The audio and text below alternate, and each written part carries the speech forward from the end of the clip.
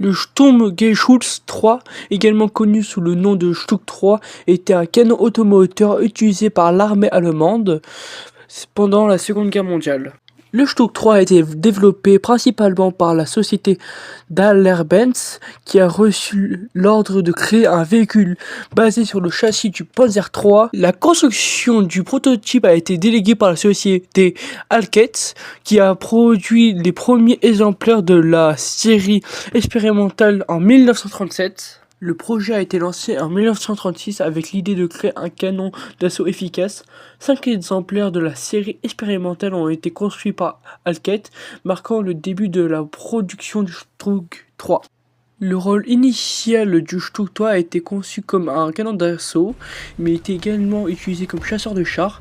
Grâce à sa conception, il a pu fournir un soutien de feu efficace à l'infanterie. Un aspect notable sur le Stuka 3 est qu'il n'avait pas de tourelle relative, ce qui rendait plus facile et plus rapide à produire, mais limitait sa maniabilité au combat.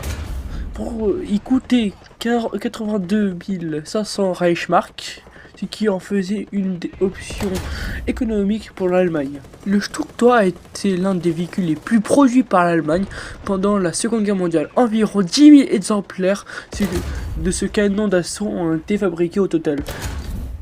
Production totale, environ 10 000 exemplaires. Modèle, le Stuka 3 a connu plusieurs variantes, dont les plus notables sont les modèles A et G. L'équipage était de 4 hommes.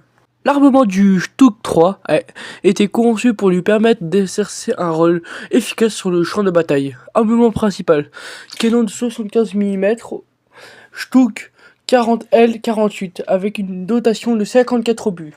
Ce canon était particulièrement redoutable contre les chars ennemis et les fortifications.